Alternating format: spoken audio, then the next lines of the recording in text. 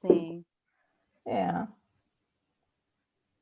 Olá, já estamos online no Facebook, Peraí, ao vivo. peraí que isso. Já está.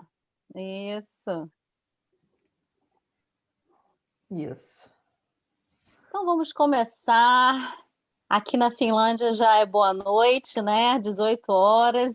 E você que está em outro lugar, boa tarde.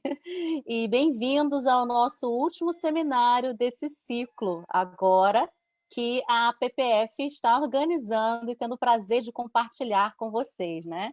Hoje nós temos aqui a presença especial da Evelise Erola, e eu vou falar um pouquinho da Evelise antes dela começar a compartilhar com a gente também tudo que ela vem descobrindo e aprendendo aí sobre alfabetização nesse contexto bilíngue que tem despertado tanto interesse das pessoas, né? Então, Evelise é pedagoga, formada pela UDESC. Se fala assim, Evelise, UDESC? Isso, de Santa Catarina. É especialista em gestão escolar pelo Instituto ICPG de Florianópolis, pós-graduada em psicopedagogia pela Universidade de Helsinki, professora de português na Escola Europeia de Helsinki, sócia fundadora da empresa de tradução e educação GeoLanguage, e também ela atua como professora de português e presta consultoria ainda por essa empresa, né? E também ela é nossa consultora aqui especial para esses assuntos relacionados ao sistema educacional finlandês, né? Também é produtora de conteúdo educacional para a Web Educa Projeto Finlândia sobre o sistema educacional finlandês. Então, como vocês podem ver, é uma pessoa muito ativa, né, Evelise? Com vocês, Evelise, então. Obrigada, Patrícia. Bom nos encontrar novamente, né? Da última vez foi muito interessante, né, a nossa live. Então, boa noite a todos. Boa noite para quem está na Finlândia.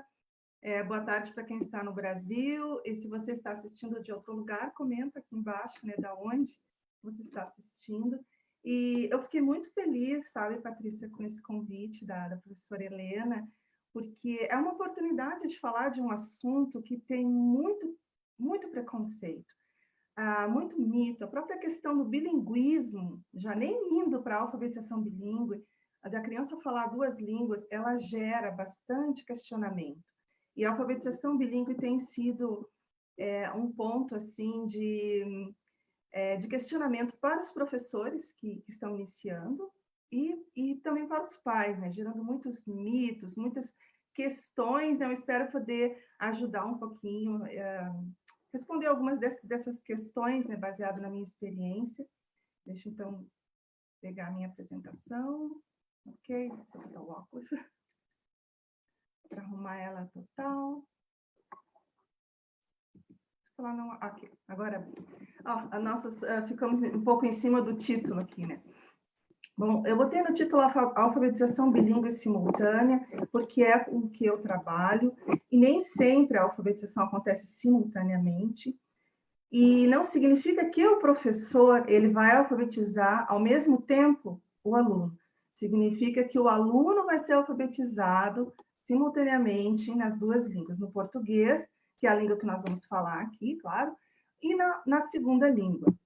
Bom, aqui eu tenho um pouquinho da minha formação específica. A professora Patrícia já falou, mas assim, o pessoal me conhece mais por falar do sistema educacional finlandês, mas essa parte não se conhece muito, né? Exatamente, que eu tenho bastante experiência com a alfabetização. Então, aqui, como a professora Patrícia falou, eu sou formada em pedagogia, e no Brasil a pedagogia tem 4 linhas de especialização, e a linha que eu escolhi foi séries iniciais. Então, para séries iniciais, o curso de alfabetização ele é bem completo. Então, eu estudei alfabetização 1 e alfabetização 2, que, na verdade, quem alfabetiza é o professor primário. O professor de português, ele é o professor, como se diz, de matéria, né? Então, para trabalhar com alfabetização, o professor tem que fazer um curso de especialização ou um mestrado em alfabetização. Então, o curso no Brasil, ele foi bem completo. Depois, quando eu fiz psicopedagogia, eu fiz alfabetização para alunos especiais, aí foi em finlandês. Não foi um curso longo, foi uma parte do curso de como trabalhar com alunos especiais. e foi bem interessante porque eu aprendi alguns programas em finlandês, que é mais lúdico, né, mais fácil para esses alunos aprenderem, principalmente os autistas, é muito interessante, eles são praticamente alfabetizados só por programas mesmo, os quais não usam material como livro, caderno. Depois eu fiz um curso de professora de Viskari. Viskari significa, vem da palavra visvota, que significa 5 anos. E o Viskari, ele é oferecido em todas as escolas, pré-escolas, esse sistema de educação infantil da Finlândia, público e particular também. O Viskari é uma sensibilização à pré-alfabetização. Ele não chega a ser alfabetização ainda, e ele inicia, então, aos 5 anos, a professora da turma pega aqueles que têm 5 anos, uma vez por semana, e faz as aulas de Viskari. Depois ela organiza um portfólio que é mostrado aos pais e que é mostrado à professora do Eskari, daí para ver o desenvolvimento desses alunos.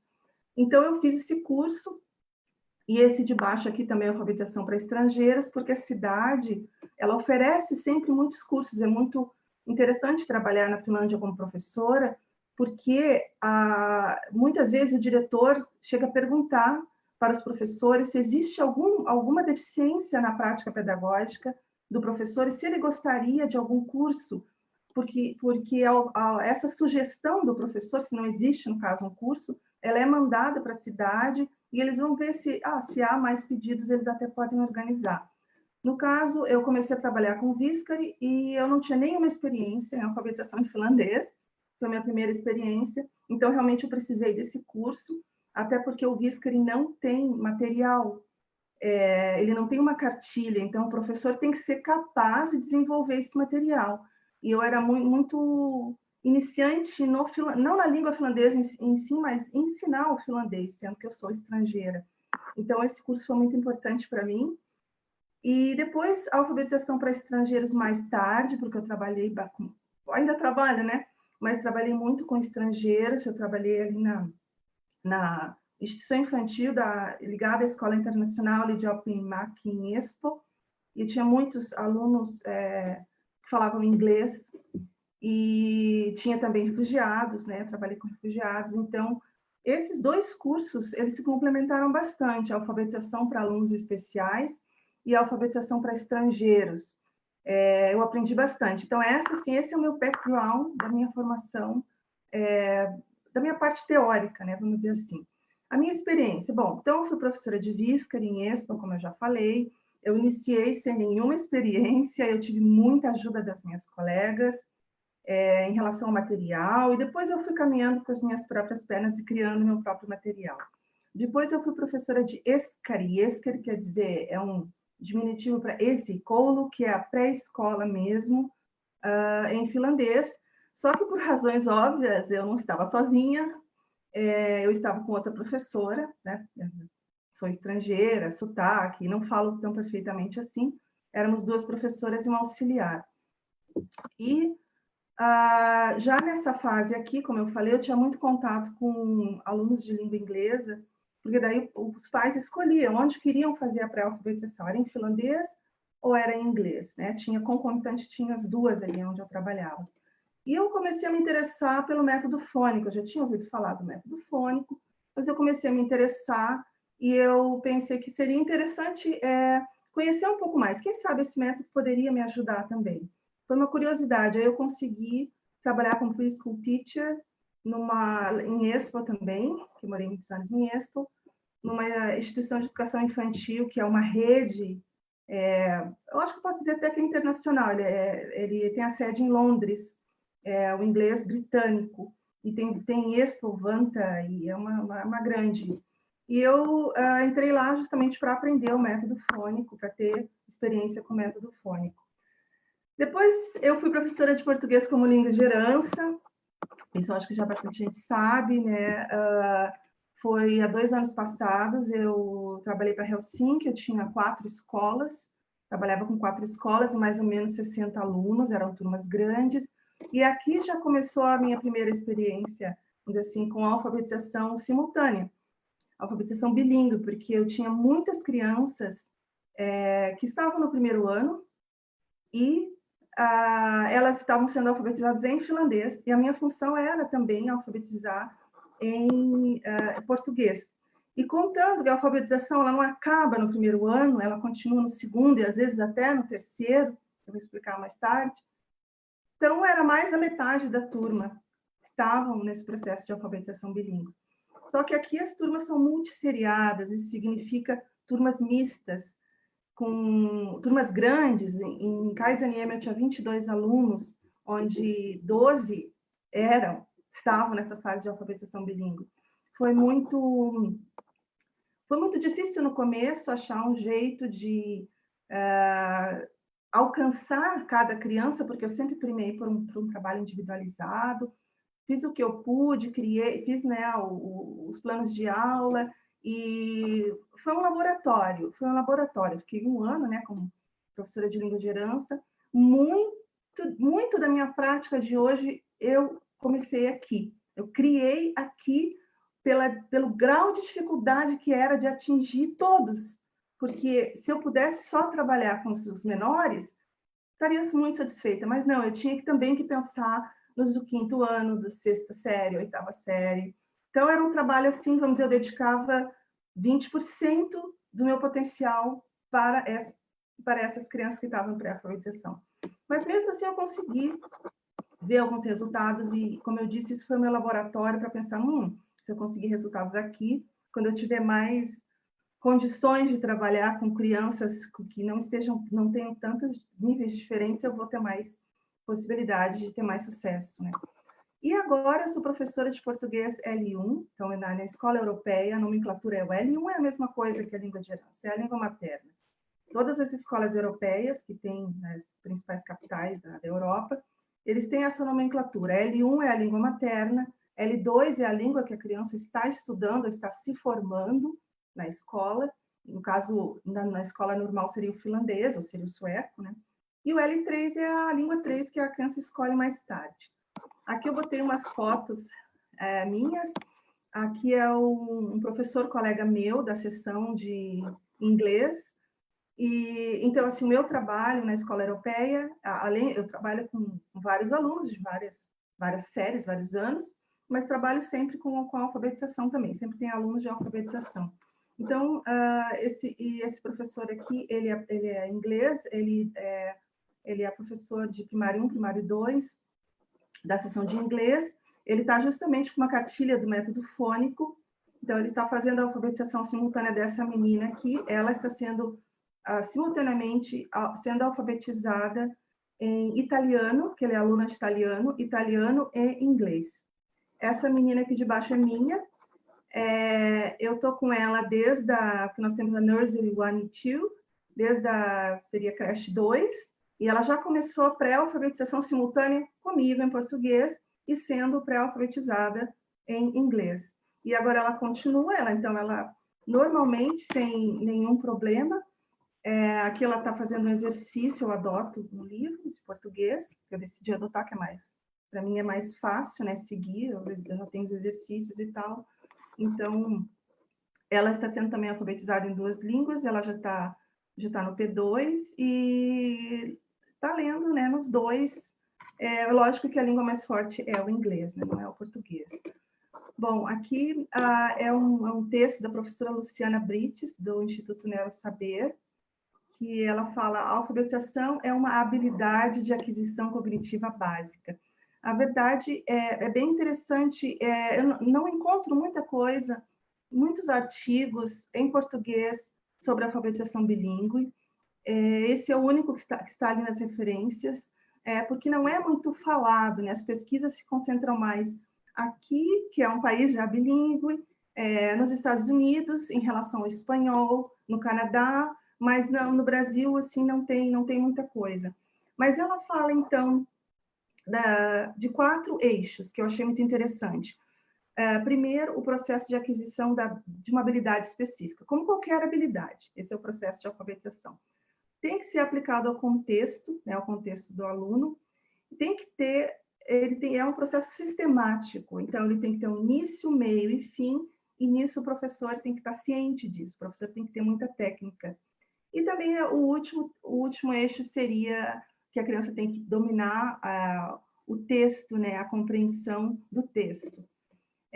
Então, está lá nas referências, é um artigo interessante. Aqui também tem duas fotos. Essa foto aqui, primeira, é um aluno naquele processo básico, individual, onde ele está praticando a coordenação motora fina, que é muito importante, que a gente não pode esquecer disso também, né, que é aquela maneira formal de fazer as letras, treinar as letras.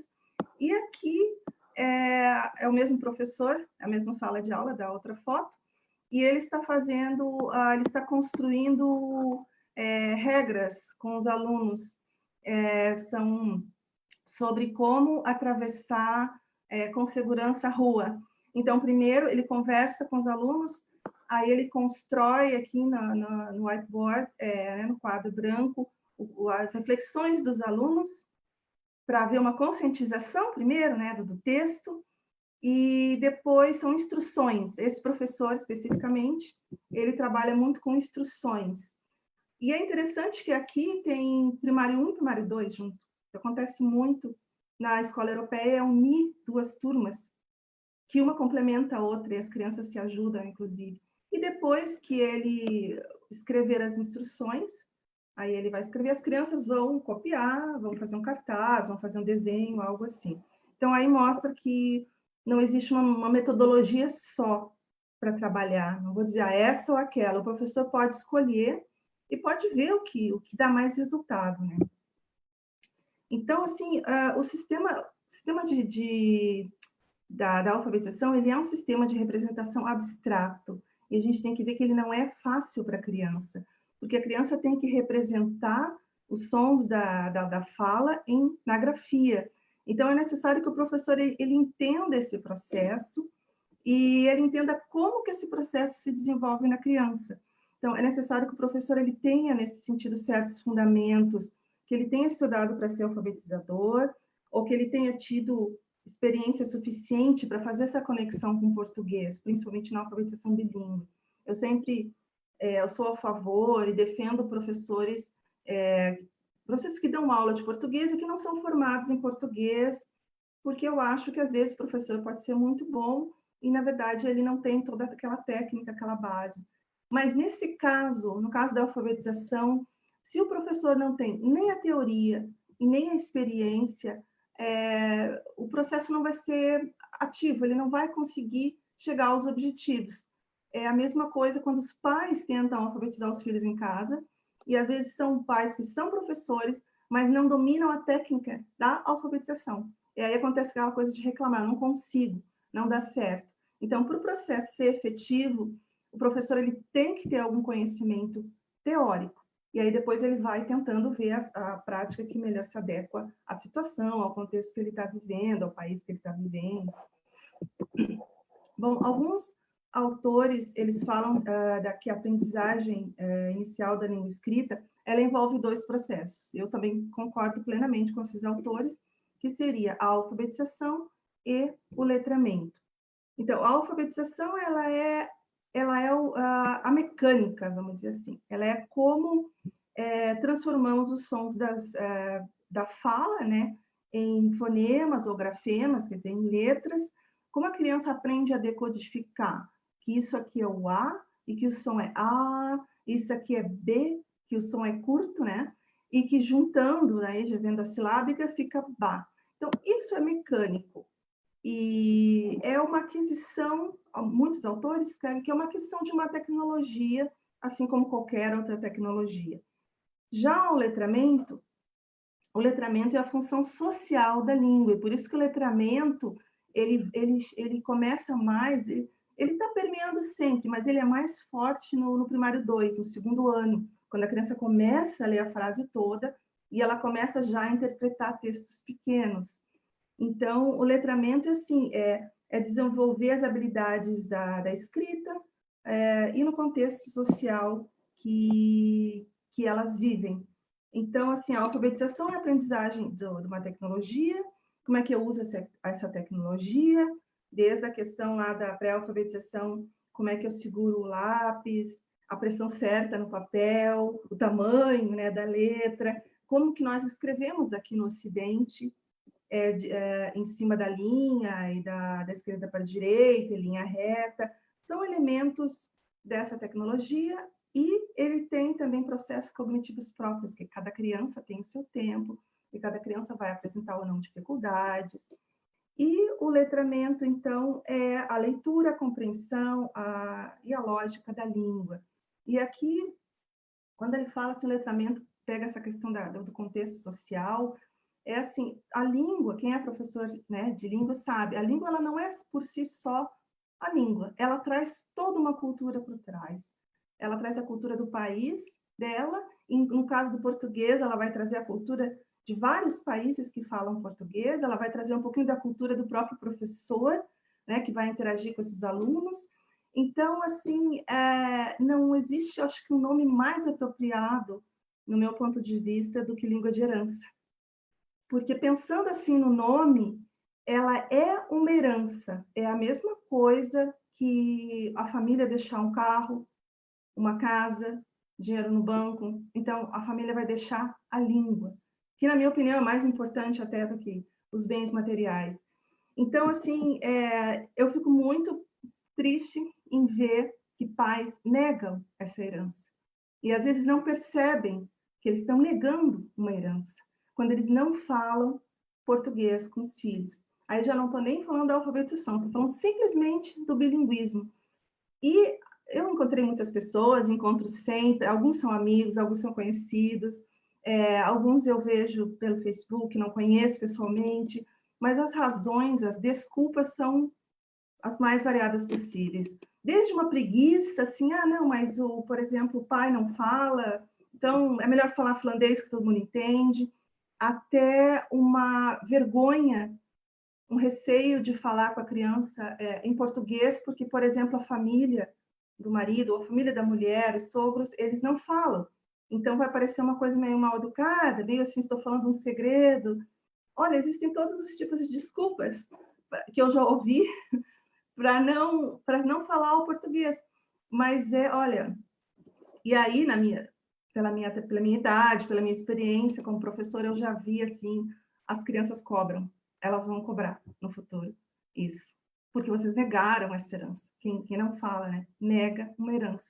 E eu falo de conhecimento próprio, porque eu sou gaúcha, e lá no sul, praticamente, a maioria vem de família italiana e alemã, e a minha família é italiana, e foi-me negada essa herança, porque os meus avós falavam italiano entre eles, as tias-avós falavam, minha mãe falava, mas eles se recusavam a falar com as crianças, conosco.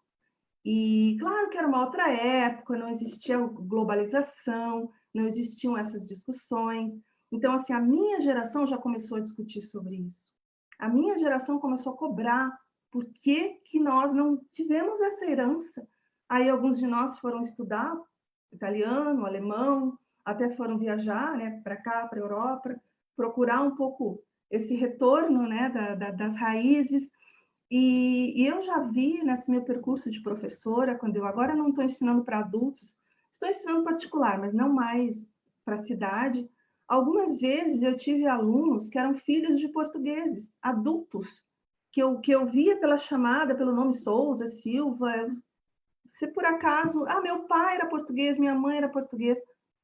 Vocês imaginam um adulto indo num curso de português iniciantes para retomar, tentar resgatar aquilo que foi, na verdade, negado. Eu sei que é uma palavra forte, mas é verdade. Quem não fala português com os filhos, ou qualquer língua, né? Mas no caso aqui, português, nega essa herança. É muito, muito triste isso. E aí entra toda a questão também de o medo que os pais têm, o receio, que nós vamos falar mais tarde, sobre alfabetizar ao mesmo tempo, né, nas duas línguas. Bom, mas esses dois processos, alfabetização e letramento, apesar de eles serem distintos, eles, na verdade, têm técnicas distintas, certo? Que o professor tem que estar consciente, ele tem que saber trabalhar isso, mas eles atuam juntos na aquisição da linguagem, ao mesmo tempo. Cada um tem a sua especificidade, que o professor tem que reconhecer, mas eles atuam juntos. Em relação a outras línguas que eu escrevi, qual é a atitude do professor? Porque eu trabalho com muitas línguas, nós somos 20 professores de línguas na escola. Nós temos a sorte das línguas L1 serem curriculares, quer dizer, o português é curricular, e são 3 horas por semana, eu tenho 3 aulas por semana, com cada grupo, né, cada turma. Então, claro, é uma realidade diferente já da cidade, que já não dá tanta facilidade assim, para o professor, né? Mas qual é a atitude do professor? Bom, é importante que o professor ele tenha um conhecimento do processo psíquico, fonológico, linguístico e cultural da outra língua que a criança está sendo alfabetizada. Não que ele precise falar fluentemente a outra língua, mas ele precisa ter um conhecimento básico. No meu caso, a alfabetização simultânea, para mim, bilíngue, se dá em 3 línguas. É o finlandês, é o inglês e é o francês. Eu não falo fluentemente francês, eu falo um pouco, uma conversa bem básica, eu entendo um pouquinho, mas eu entendo o suficiente para reconhecer quando é francês e para saber ajudar o aluno, porque o aluno ele vai trazer isso. O professor tem que aprender a conviver com essa segunda língua, porque eu já vi muita atitude assim do professor dizer, não, aqui é finlandês. Não, desculpa, aqui é português, não é para falar finlandês. E negar que o aluno fale a outra língua. Claro que num grupo grande, se eles começam a falar em finlandês, lógico, o professor tem que dizer, não, aqui é português. Mas se o aluno traz palavras, se ele mistura, o professor tem que aceitar. Então, ele tem que ter essa empatia quando a criança traz ou ela mistura línguas, ele tem que ter, assim, uma paciência, né? E uma flexibilidade do plano de aula. Não dá para pensar assim, eu quero terminar isso hoje, então eu não quero interrupções, porque o professor fica um pouco nervoso, né? Apreensivo quando ele está tentando ensinar, ele fez um plano e aí a criança começa a trazer outra língua e vem com outras coisas que não estavam planejadas, né? Mas isso é importante, a criança vai trazer. Essa aqui também é a minha aluna, a alfabetização bilíngue dela é em português e em francês.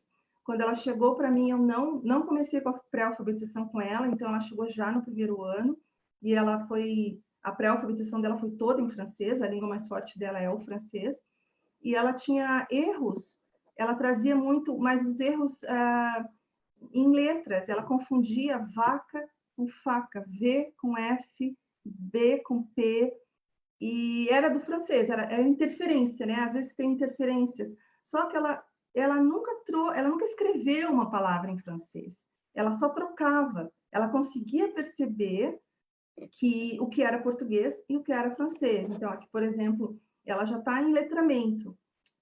Os girafas, anjos, bichos, são sons que o francês tem. Então, às vezes ela traz alguma coisa, como na semana passada, eu não lembro a palavra, posso dizer em francês? Pode. Ela disse, eu até escrevi no quadro assim, não tinha nada a ver com a nossa aula, mas assim, o professor tem que permitir. Outras vezes, o professor tem que ter essa flexibilidade de aproveitar quando o aluno traz, porque tem que perceber que isso são processos que a criança precisa vivenciar. Ela está trabalhando ali com essas 2 línguas, então o professor não pode negar isso. Por exemplo, esses exemplos que eu dou são que aconteceram comigo, né? Por exemplo, o rato marrom na floresta. Aí o aluno, professora, rato é em finlandês também. Não, mas rato em finlandês é com H, 2 T's, o rato, que significa chapéu. Aí já aproveita, mas olha só, em finlandês se fala o H, né? Rato. Em português não se fala o H. Por exemplo, hospital, história, aproveitar. Ou um outro exemplo, falando o boi no pasto. Aí a aluna assim, boi é uma palavra em inglês. Eu falei, boi? Boy. Boy. Ok, mas aí abre o O, significa outra coisa, significa menino, e tem um Y, e o Y não tem no nosso alfabeto. Então, assim, quando é possível, utilizar essas interferências da criança, deixar ela se sentir importante, porque ela está brincando, né? Ela está aprendendo essas 2 línguas, então não tem problema nenhum. Para quem é professora, para quem é pai, fiquem tranquilos, isso faz parte e só ajuda. Se você conseguir resgatar, trazer ela de novo com essas interferências para a aula normal, vai enriquecer só a aula. Mitos. Pois é, esse livro é muito interessante, da Barbara Pearson, é mais sobre bilinguismo do que sobre alfabetização, mas tem alguns itens que são, na verdade, iguais. E eu escrevi algumas coisas também, só não sei se eu vou conseguir ler, porque a imagem está bem na frente, mas vamos ver. Crianças bilíngues começam a falar mais tarde do que crianças que aprendem somente uma língua. Não existe nenhuma pesquisa que comprove isso. Quem é mãe de criança bilíngue sabe, eu tenho 2 meninos, normal, começaram a falar normal, nunca houve nem, porque a creche ele é acompanhado, né, nenhum professor falou que, olha, está atrasado na fala, não tem nenhuma relação de pensar assim, a criança está se esforçando para falar outra, então ela vai falar mais tarde. Isso é mito, completo mito. Crianças bilíngues começam a escola em desvantagem com relação a crianças que só falam uma língua e nunca conseguem chegar ao mesmo nível. Não, isso também eu já ouvi. Pelo contrário, crianças bilíngues tendem a ter uma curva de aprendizado mais acelerada do que as crianças que falam só uma língua. Então, é exatamente o contrário. Muitas vezes os mitos apresentam o contrário, que está na cabeça dos pais. Os mitos são mais para os pais mesmo, né?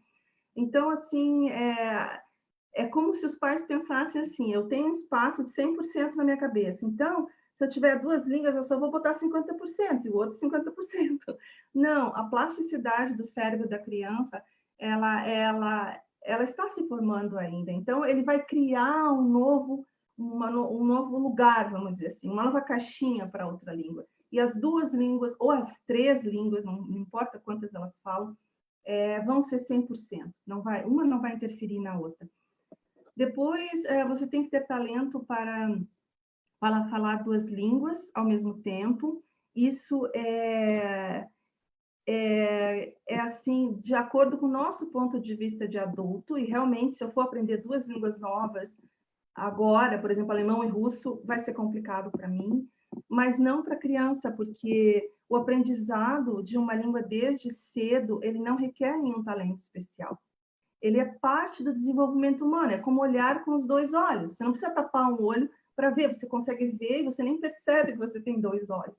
Então, assim, como eu falei, a plasticidade do cérebro, ele vai criar uma parte, ali uma outra caixinha, vamos dizer assim, e a criança vai aprender. Só que tem uma coisa, a criança aprende rápido, mas o tempo é inimigo. Quanto mais os pais postergam isso, demoram, por exemplo, para que a criança entre em fase de letramento bilíngue, alfabetização bilíngue, ou falar, mais dificuldade a criança vai ter. Então, este é um problema. Quanto mais cedo, melhor.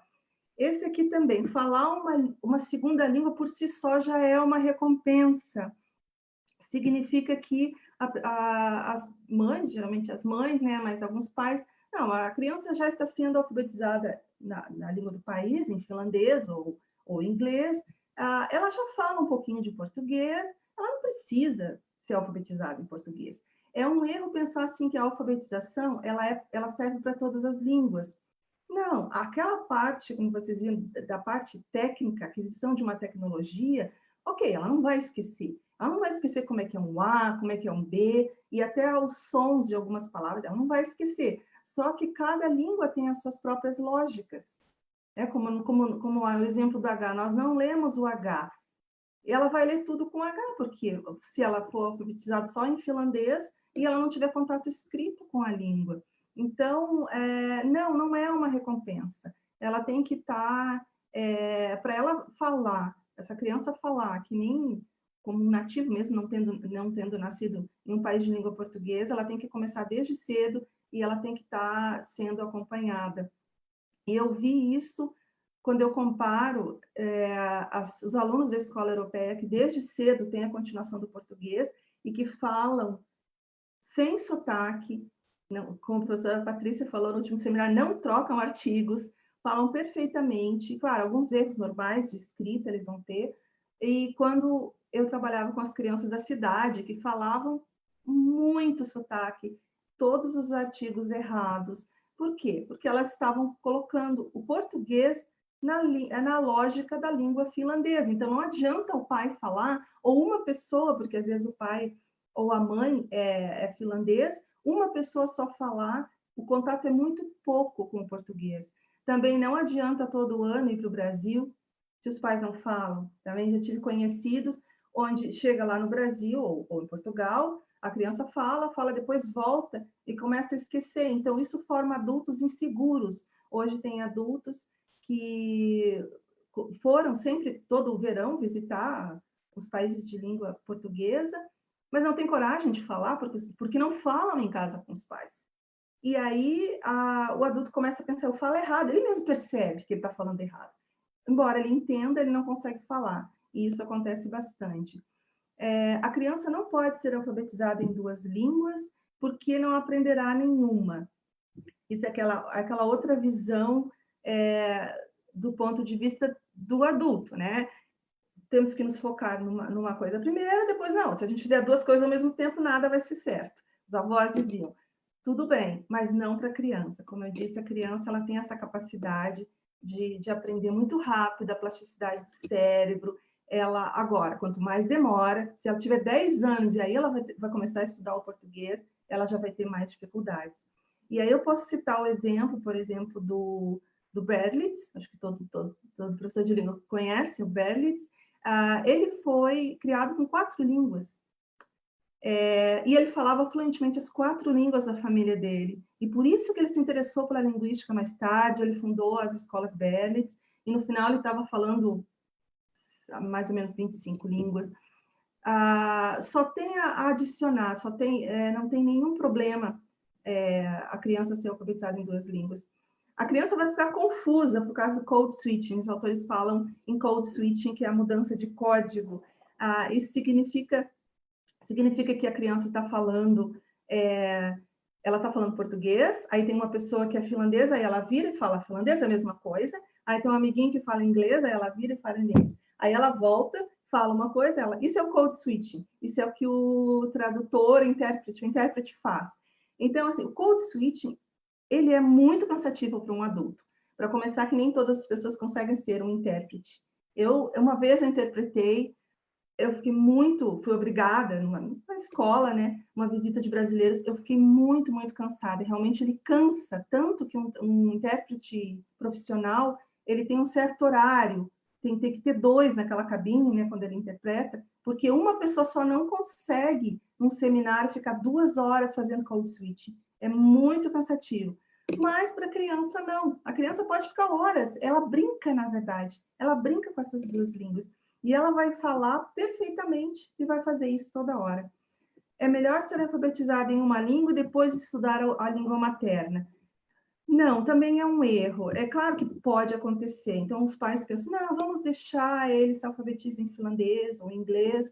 Aí, quando ele tiver uns 10, 12 anos, a gente põe num curso de português. Ou começa a ler, estudar. Não.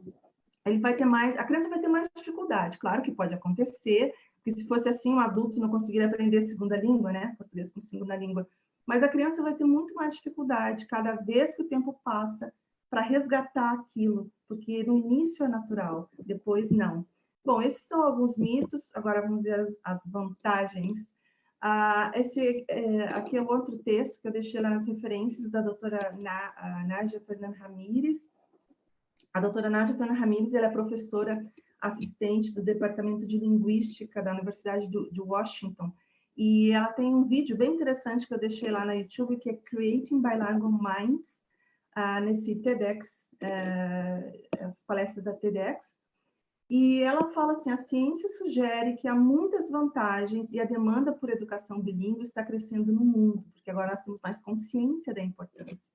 As pessoas estão começando a perceber que começar cedo pode ser a melhor solução, porque sabemos que, ao nascer, o cérebro humano é tão capaz de aprender 2 línguas quanto aprender uma. É aquilo que eu falei, né? Aí, ela, inclusive, ela pesquisa mais a primeira infância, e ela especializou mais em bebês, mas serve também para a criança até a pré-alfabetização, onde o cérebro é monitorado E o cérebro da criança bilíngue, quando ela ouve as duas línguas, ela ouve uma língua, ok, aquela língua que é mais forte, quando ela ouve a segunda língua, uma outra área do cérebro é ativada. Quer dizer, ela está em um processo de desenvolvimento muito melhor do que um monolíngue. E aí ela fala do code switching, que, né, a mudança de código, que aí os pais acham que a criança vai ficar confusa, os pais têm medo disso. E vocês vejam o vídeo, ela vai explicar, ela também, os filhos dela também falam duas línguas, que, primeiro, a criança só faz code switching porque ela tem essa disposição, porque ela conhece duas línguas. Ela pode fazer porque é divertido, ela faz como brincadeira, ela gosta de fazer essa interpretação, ou, às vezes, por exemplo, misturar as línguas, né? Misturar as línguas é uma coisa que os pais têm muito medo. Por exemplo, a criança fala, mãe, meu amiguinho comprou um Hallari azul. Aí, tá, mas o que é um Hallari, né? Porque a criança vai parar para pensar o que é um Hallari. Um Hallari é um macacão de inverno. Seria isso? Tinha uma mãe que traduzia como a roupa de astronauta. Eles não têm tradução em português exatamente. Então, ela vai usar, ok, o Hallari. Ou, eu gosto de ir para Möck. Porque se usamos mais que esse Möck, ela vai traduzir casa de verão, casa de campo. Então, assim, a criança vai usar o que é mais fácil. Às vezes, ela sabe uma palavra a mais do que na língua mãe, por exemplo. Ela está falando com uma pessoa que fala português, a mãe, por exemplo, ou o pai, mas ela prefere colocar uma palavra que é mais usada, que ela conhece mais do que ela parar para pensar o que é um Hallari, ou o que é uma Möck. Mas ela também pode falar o contrário. Aiti, mahalo ansueda brigadeiro. Ou Aiti, ou Issa, mahalo ansueda pastel de nata. É a mesma coisa. Mas alguns pais ficam pensando que isso é um problema, e que, pronto, agora meu filho não fala nenhuma das duas línguas bem. Então, esse é um outro mito, de que nenhuma das duas línguas ficará forte suficientemente se a criança começar a misturar. Na minha experiência, as crianças misturam muito pouco, tanto minha experiência como mãe, como professora. É uma coisa que também pode ser divertido, às vezes a criança sabe que a outra pessoa vai entender, e acontece assim, a criança sabe com quem ela está falando. Ela não vai falar uma palavra para um brasileiro, para um português, sabendo que ele não entende aquela palavra. Ela tem essa percepção já desde muito cedo. Bom, pessoas bilíngues apresentam um atraso significativo nos sintomas de algumas doenças, como Alzheimer. Isso não é só crianças, nós mesmos, adultos, temos essa vantagem, porque é uma ginástica, né, falando uma linguagem bem simples, é uma ginástica que o cérebro faz. Porque se você pensar nas estruturas da língua, que são tão diferentes, você pensar no finlandês, no português, completamente diferente. O inglês e o português ainda tem algo mais ou menos parecido.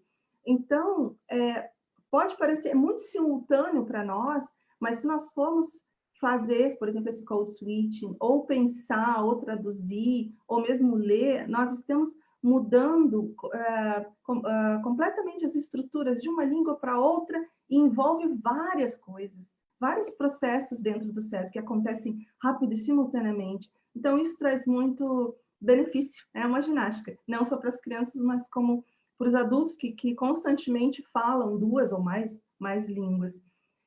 O efeito do bilinguismo na capacidade de atenção e memória, então isso também já foi pesquisado, que as crianças têm maior capacidade, conseguem prestar mais atenção e têm uma memória mais efetiva do que uma criança monolíngue. E aqui também tem uma pesquisa interessante do Dr. Neil Du, que eu gosto bastante dele, ele é um professor também, aí falando especificamente da alfabetização bilíngue e simultânea. Ele é professor de literatura, né? Mas ele trabalha com alfabetização. Então, ele fala, os alunos bilíngues são capazes de desenvolver habilidades de alfabetização mais fortes se aprenderem a ler nos dois idiomas que falam. É exatamente o contrário do que os mitos, os que os preconceitos falam que vai atrapalhar. Não, é exatamente o contrário. Em uma meta-análise de ensinar alunos bilíngues a ler, nenhum estudo conclui que a alfabetização apenas em inglês é superior e a maioria viu maiores ganhos em salas de aulas bilíngues. Eu traduzi assim, então é porque eles estudam inglês e espanhol nos Estados Unidos e começaram a valorizar a alfabetização bilíngue também em espanhol. E ele tem um conceito muito interessante, que eu nunca tinha ouvido falar, que é a biliteracy, ou biliterate, quer dizer, a pessoa é letrada ou em duas línguas, né? Alfabetizada em duas línguas, eu traduzi com biletramento. E é interessante aqui o que ele falou, que o biletramento é a capacidade de ler e escrever em 2 ou mais idiomas. Embora possa parecer estranho, é perfeitamente possível para um aluno ser bilíngue, mas não ser biletrado. É a questão daquele aluno que fala português e outra língua, mas na verdade ele não escreve o português. E aí quando ele começa a escrever cavalo com K, casa com K, galinha, né? Bota o G porque guia, o G, e eles não conseguem entender. Olha a lógica do finlandês, não existe nha. Então, se eu tenho que escrever galinha, o que eu vou fazer? Eu vou procurar o que eu conheço, eu vou procurar o J, que no finlandês é ngui, e aí eu vou escrever galinha. Isso eu via muito esse tipo de erro, eu via muito nas aulas da língua de herança, pelo fato de eu conhecer o finlandês, ajudava bastante a saber onde é que estava o ponto que eu deveria trabalhar mais com essas crianças para que elas ficassem mais cientes da lógica da nossa língua, né? E não é só em palavras, é toda a lógica da escrita. Aí nos alunos maiores, onde eles tinham, porque geralmente eu partia de uma mesma base, de um exercício comum, com diferentes graus de dificuldade. Alunos do quinta série, sexto ano, aí eles escreviam mais frases. Eu via nas frases a lógica do finlandês. Então, era bom que eu conhecia um pouco de finlandês para mim poder ver aonde que estava ali o ponto cego para poder tentar corrigir, para tentar trabalhar na próxima aula mais sobre isso. Desafios. Quais são os desafios de um professor que trabalha a alfabetização bilíngue? Bom, o primeiro desafio, o input do português é mais fraco. O português, ele vai ser a língua mais fraca. A língua mais forte vai ser a língua do país ou a língua em que ele está estudando na escola. Então, essa já é um problema, né? Ele vai falar somente em casa, talvez, com os amigos, é bem mais restrito, né, o português. Segundo, vou tentar achar o mouse. Segundo, a preparação do professor pode ser um desafio, que o professor ele tem que estar preparado, ele tem que estar preparado para aquelas perguntas que eu falei, ele tem que estar preparado para as interferências, e ele tem que saber um pouco da língua. Se, por exemplo, se eu tivesse que trabalhar com um aluno que a primeira língua fosse alemão, eu ia ter que dar uma estudada, eu ia ter que estudar um pouco mínimo para mim poder ajudar esse aluno e para mim poder trabalhar essas interferências. Então, eu tenho sorte de que as línguas que eu trabalho, eu conheço. Mas se você está no país, você tem que conhecer um pouco da língua do país, porque ele vai trazer muito dessas interferências.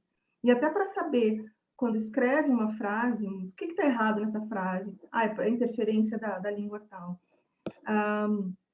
Então, tem que estar sempre preparado, né?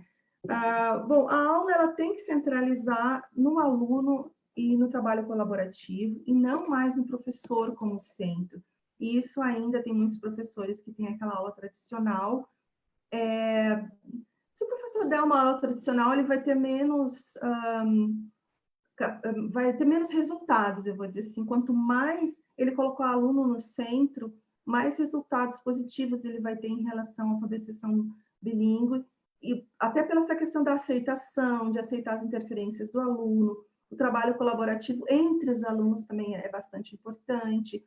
É importante, assim, que o professor compartilhe as experiências dele, contando histórias, trazendo, quando eu era criança, eu também gostava disso. Ou então, até em questões de Portugal e Brasil, gelado, sorvete, sempre trazer a outra... Estamos falando em sorvete, mas em Portugal se fala gelado, e procurar abranger os dois portugueses, ou três, né? Porque às vezes Angola e Moçambique vão ter termos específicos. Isso é trabalhar a cultura e procurar individualizar o máximo. O plano de ensino individualizado, hoje se fala muito nisso, se fala em Learning Design, que é o desenho da aprendizagem. Como é que o professor vai fazer o desenho da aprendizagem daqueles alunos no seu plano. Então, é isso, é tentar o máximo. Eu sei que é difícil e parece assim, mais difícil falando do que, na verdade, quando nós estamos atuando. Tentar individualizar, porque os alunos vão trazer, eles vão se comportar diferentemente. Então, a ajuda individualizada ela é de extrema importância, principalmente em turmas grandes.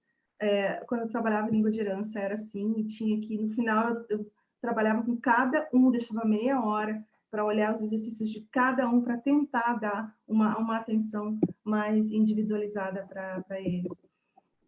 Bom, qual é a prática adequada?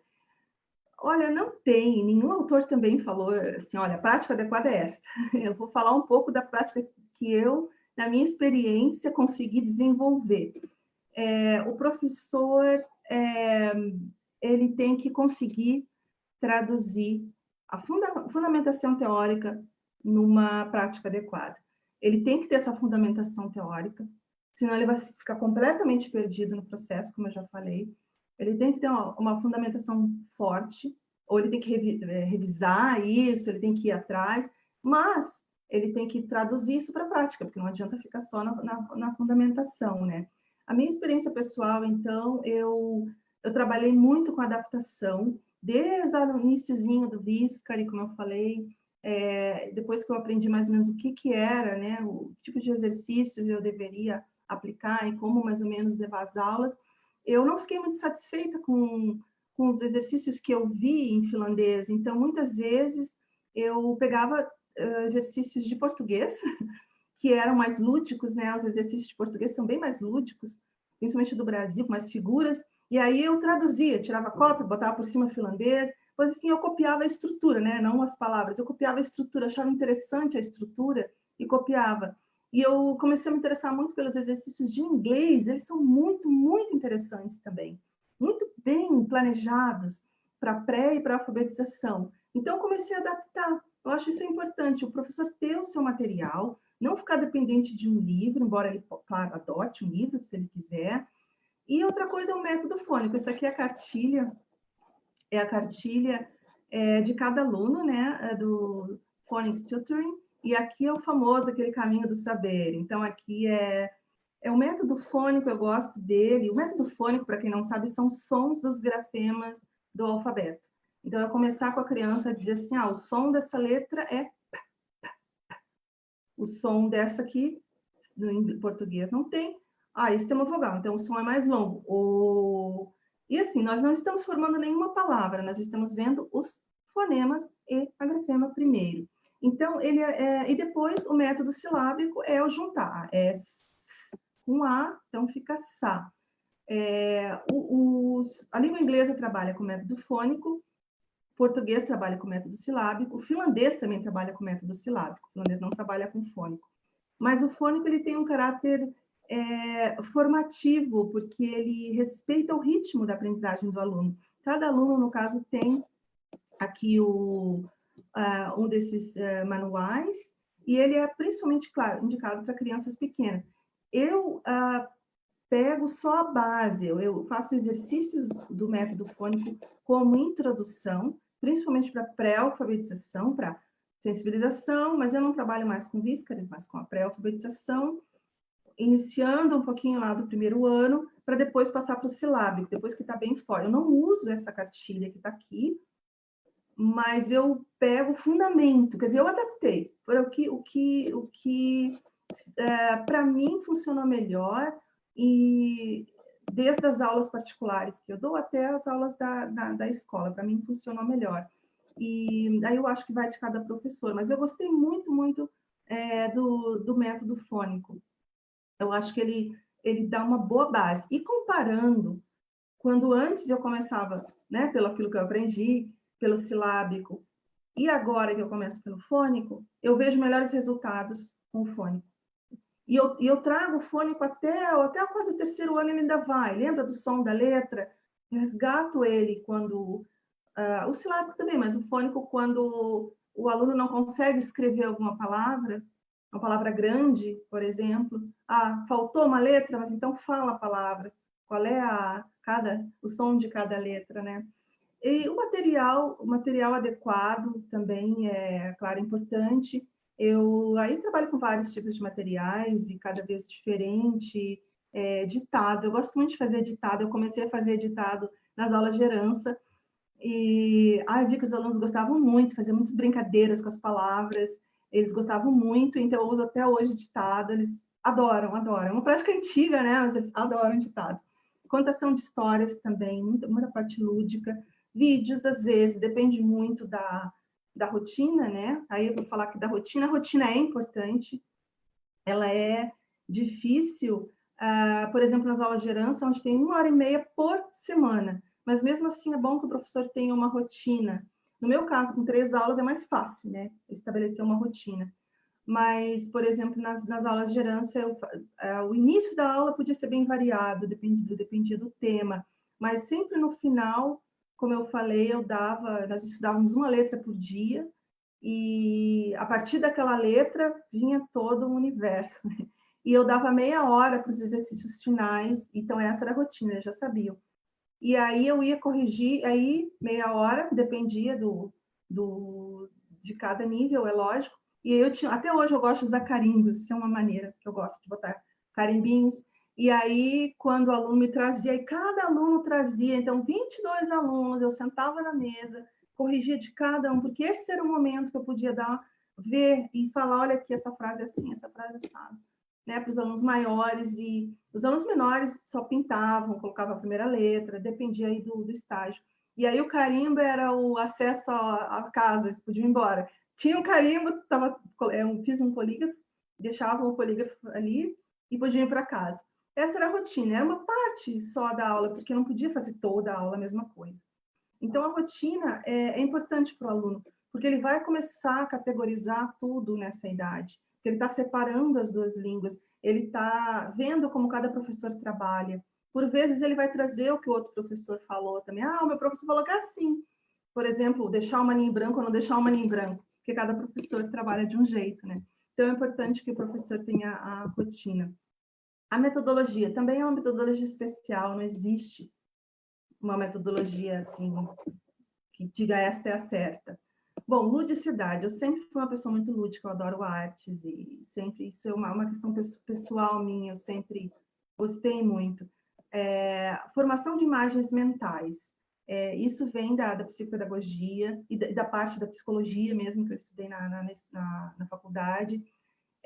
Através de imagens mentais, eu gosto de trabalhar com caracterizações. E essas caracterizações elas vão criar referências que os alunos vão conseguir memorizar melhor. Por exemplo, personificação das letras. Cada letra é personificada. Não que cada letra tenha um nome, né? As letras, elas são crianças. As vogais são crianças menores e as consoantes são crianças maiores. E aí existe a figura que eu criei, né? A figura da fada. A fada representa o adulto, a fada representa o professor, a fada representa o pai. E botei aqui. Alô? Ok. Eu botei para a bateria, mas ele não tinha entrado ali, desculpa. Então, essa foi uma maneira que eu encontrei de criar assim, uma sensibilização com a criança. E, inclusive, daí tudo parte de uma história de origem, a parte do alfabeto. Isso começou também quando um aluno me perguntou, nas aulas de herança, mas por que o alfabeto tem 3 letras que a gente não usa? Então, por que eles estão no alfabeto? E aí eu tive que, mas eu não posso dizer por que eu tenho que descobrir um jeito de explicar, e não adianta ser um jeito muito acadêmico, eu tenho que explicar de uma maneira que eles entendam. E eu comecei a procurar, inventar histórias, então tudo foi criado a partir dessa história básica. A formação do alfabeto, as crianças que moram com uma fada, a fada é a mãe, a representação do adulto. Então, aqui acontece toda a parte da gramática, ela vai acontecer dependendo da reação, ação e reação dessas crianças e o que o adulto como o adulto vai reagir. Por exemplo, o H, ele sofreu um acidente, porque ele não obedeceu. Então, ele perdeu a voz. Isso jamais, depois da primeira história, jamais a criança esquece. Porque dessa maneira é uma maneira lúdica. Então, e aí depois tem uma outra história, por que que essas três crianças, o W, o Y e o K ou o K, o que eles fizeram que eles saíram do alfabeto? Na verdade, eles saíram, né, como se fossem expulsos. E as crianças nunca mais esqueceram. Nunca mais escreveram nada com K. Casa, cavalo. Então, essa é a minha metodologia. Cada vez que eu preciso, aí eu vou inventando, ela não está pronta. Cada vez que eu entro numa parte gramatical, eu penso em usar essa história novamente, porque está funcionando. Eu uso o livro, eu adoto um livro, eu adoto o livro de exercício, todo o material que vem dentro do livro, eu gosto de seguir, né? Material próprio, que eu faço esses cartões coloridos, que eu trabalhava já desde da herança, também eu vi que funcionava com turmas grandes, funciona com turmas pequenas, e são materiais assim que eu mesma fiz, muito baseado nos materiais de inglês, e eles servem desde da pré-alfabetização, quando eu vejo aqui o porco, e eu posso pedir qual é a primeira letra, é só um P, depois qual é o nome da figura, porco, e até uma frase, assim vai crescendo a partir de uma coisa pequena, de um detalhe. Esse é meu último slide, esse aqui é um exemplo dessa personificação da história do C cedilha, porque é difícil explicar, é difícil explicar até para adulto, os sons das letras. Então, assim, por que eu escolhi a fada? Porque a fada faz mágica, e o universo da criança ele é muito amplo, ela aceita muito essa coisa do fantástico. Então, é mais fácil eu explicar uma regra por mágica nesse início, e lá pelo quarto, quinto ano, a gente começa a falar uma linguagem mais assim, realmente de gramática, do que eu simplesmente dizer o E e o I tem som suave. Porque elas não vão lembrar. Antes de sair da sala, elas já esqueceram. Então, assim, isso aqui eu faço... Isso foi uma aluna que fez. Eu faço, geralmente, 3 linhas. É a mesma coisa que eu faço para adulto, só que sem a fada e sem o castelo. Eu expliquei isso para elas. Eu fiz isso no quadro, desenhei tudo isso, expliquei toda a história. E aí, a aluna me trouxe... Depois teve o fim de semana, e eles não levam nem um livro, nem um caderno para casa. Fica tudo na escola. Incrivelmente, depois de 3 dias, ela me trouxe isso da cabeça dela. Então, prova que funciona. Ela me trouxe, ela lembrou da regra e ela adaptou ainda, porque eu não faço assim. Eu escrevo K, C, Si, Co, Cu. Eu não faço junto cedilha com C sem cedilha. Eu faço um pouco diferente o esquema. E ela lembrou da maneira dela ainda, quer dizer que ela interpretou. Então, é bastante interessante. Assim, essa é a metodologia que eu uso, mas eu falo em verbos, eu falo em ditongos, eu falo as palavras corretas, eu já vou em artigos, eu já vou adicionando as palavras corretas para elas saberem no futuro. Mas, assim, o início vem com esse elemento, assim, do fantástico, que foi o meu laboratório, eu comecei a usar, e deu certo, eu acho interessante, eu gosto também é um exercício para mim também, comecei a inventar, né, as histórias. Bom, aqui estão... Velhice, está chegando muito comentário. Deus, Então, acho que ainda bem que você terminou na hora certinha para poder a gente ter tempo, né? De falar um pouquinho. Muito obrigada. Olha que legal, viu? Muito interessante saber da sua experiência. E eu acho que as pessoas que estão assistindo estão se identificando também com dificuldades, desafios e soluções, né? E antes de passar para os comentários, só queria lembrar também que, no caso, essas estratégias de alfabetização, ela também tem que ser confortável para a família, né? Porque, às vezes, cada família vai ter uma situação um pouco diferente. Então, eu queria dar um exemplo de uma amiga minha argentina, Patrícia. Hoje em dia ela mora na Argentina, mas já morou aqui na Finlândia um tempo, e eu lembro que uma das filhas dela foi alfabetizada primeiro em espanhol. Por quê? A menina com 6 anos já te despertou curiosidade pela leitura. Ela começou mesmo a olhar as letras, a pedir, vamos dizer assim, que a mãe desse mais insumos sobre isso. E a mãe conseguiu livros e em casa foi lendo, e a criança já estava alfabetizada em espanhol. Quando chegou a vez do finlandês, que aqui é com 7 anos, ela já tinha sido alfabetizada na primeira língua, na língua materna. Então, ótimo também. Se esse é o caso da sua família, não tem problema, vai seguindo o ritmo da criança, o que ela está pedindo, né? Agora, se você também, por outro lado, vê que a criança ainda não despertou tanto interesse, você lê para a criança, mostra às vezes o que você está lendo, e ela não quer, você não pode esforçar também a situação. Na escola vai ter contato com a alfabetização na língua local, e você pode aproveitar a alfabetização local e quando você lê para a criança em português, mostrar as diferenças, também é uma oportunidade. Então, ela é uma simultânea, mas vamos dizer assim que com um pouco de delay, entendeu? Às vezes a criança já está passando o primeiro ano aqui e quando ela está no segundo, no terceiro, você em casa reforça a leitura com português, pode ser o pai ou a mãe, e às vezes a criança também naturalmente vai fazendo as conexões, mas tem crianças que talvez não, precisem de uma estrutura maior. Aí um profissional com essa técnica toda que a Evelise mostrou pode te ajudar bastante, né? E então depende muito, né? No meu caso, com meus filhos, eu esperei passar o primeiro ano na escola, eles foram alfabetizados primeiro em finlandês e depois em português na escola com o professor de língua de herança, é justamente isso que a Evelise falou, e que eu também já fui professora aqui no município de Espoo, também de língua de herança nas escolas. E aí a criança vai vendo e vai sendo alfabetizada depois, um pouquinho mais lentamente, mas não chega a ser tarde, né? Do jeito que a gente fala às vezes, nunca é tarde, mas quanto mais tarde, né, atrapalha um pouquinho, vai ficando mais difícil, né? E aqui as pessoas foram. Diga. O ideal é que seja simultâneo, mas assim também tem localidades da Finlândia que não tem essa possibilidade. Mas se tem essa Sim. possibilidade, é interessante que às vezes a criança não quer fazer com os pais, com a mãe. Então tentar colocar por 1, 2 meses, ok, se a criança realmente rejeitar muito, aí É, que tem que ver o ritmo da criança. Mas às vezes ela nem sabe quanto pode ser divertido estar numa aula realmente, né? Estar sendo é.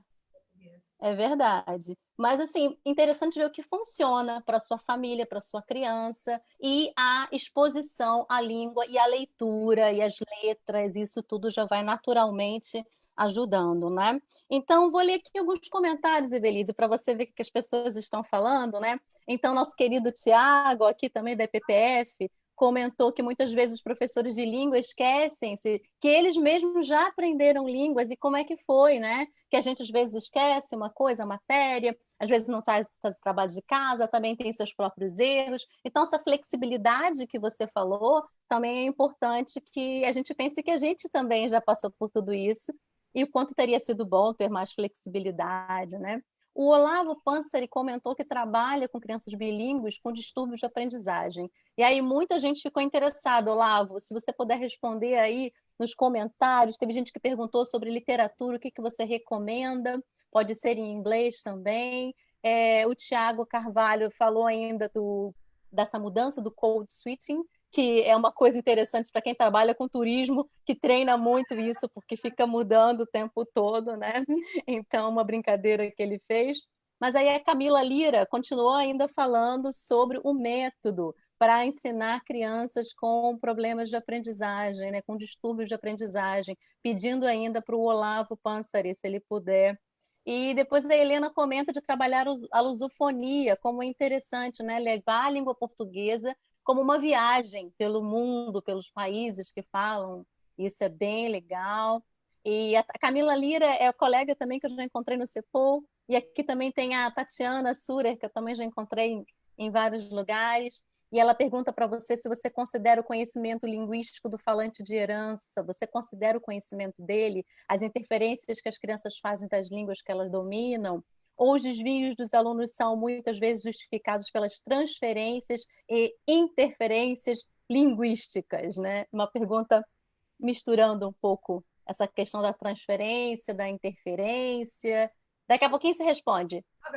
Deixa eu só terminar isso aqui, porque ainda tem uma pergunta para você sobre qual é o livro que você adota mesmo. Foi esse que você mostrou? Depende do ano. Aí, essa cartilha? Não, eu não adoto o prafônico, é isso que você perguntou? Prafônico eu não adoto, não. Eu uso o sistema, mas eu não adoto o livro. Para português, Tá, mas na aula, qual livro você adota? para o primeiro ano, Plim, da editora Texto, e para o segundo ano, Top 10 da editora Porto. Ah, depois a gente pode colocar na nossa página. Eu trabalho português de Portugal, então eu tenho que seguir as metas curriculares de Portugal. Quem trabalha português do Brasil aí escolhe, né? É o professor que escolhe qual livro Eu gosto muito desses dois. Eles trazem bastante cadernos de exercícios, que nem dá tempo de fazer. Uhum. Bastante material extra. Sim. Então, mas aí a gente pode depois colocar na página da PPF os links aí para esses livros.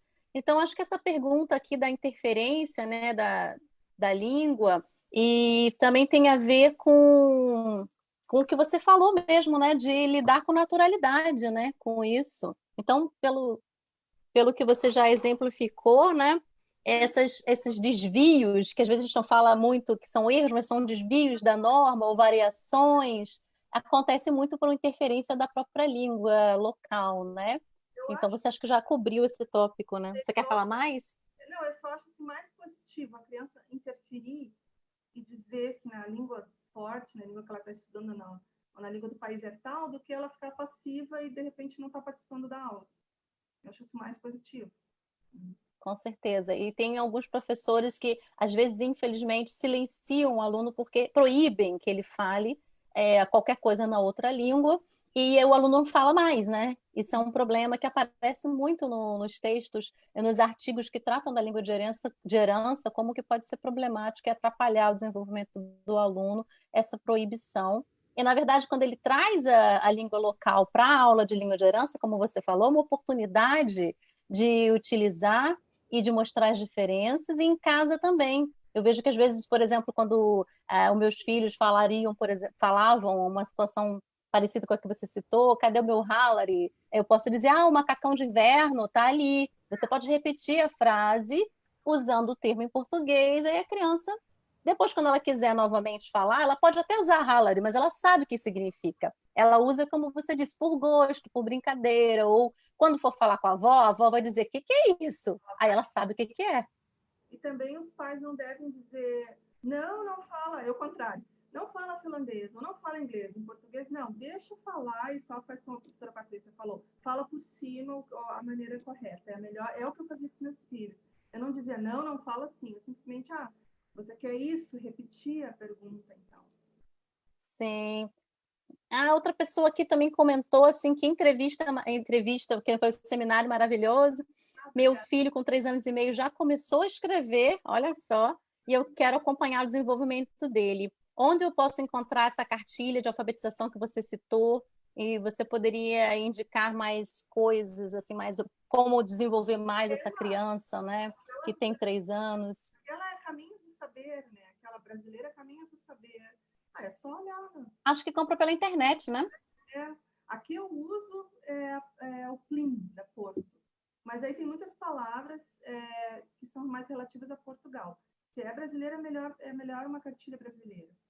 Eu acho que essa Caminho do Saber, se eu não me engano, dá para comprar pela Amazon, ou alguém no Brasil te manda, né?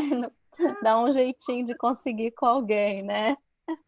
Olha, mas é muita coisa, muitos comentários, e depois, Evelise, se você tiver tempo de passar nos comentários desse vídeo e se quiser dar um feedback, porque a gente realmente já está aqui com o tempo, já passou, é porque o assunto é muito interessante e as pessoas querem falar mais, mas muito obrigada. Acho que fechamos com chave de ouro esse último seminário e que a gente possa ter mais oportunidades, né? Agradeço o convite, agradeço as pessoas que estão ouvindo. Depois eu vou ver, então, e tentar responder os comentários e as perguntas. Isso aí. Obrigada. Helena, está por aí, Helena? Quer falar alguma coisa? Olá, estou chegando no final. Não, foi. Não, está acompanhando. Parabéns, Evelise. Parabéns mesmo, muito boa a sua apresentação. E obrigada a todos que acompanharam, né? Muitos comentários. Depois, então, Evelise, quando você tiver realmente um tempinho, pode responder para a gente lá na nossa página, tá bom? É isso. E fiquem Boa noite a atentos todos, para né? a nossa próxima programação, tá bom? Tchau, Isso. tchau. Então, né? Tchau, tchau, gente. Tchau, tchau. Obrigada.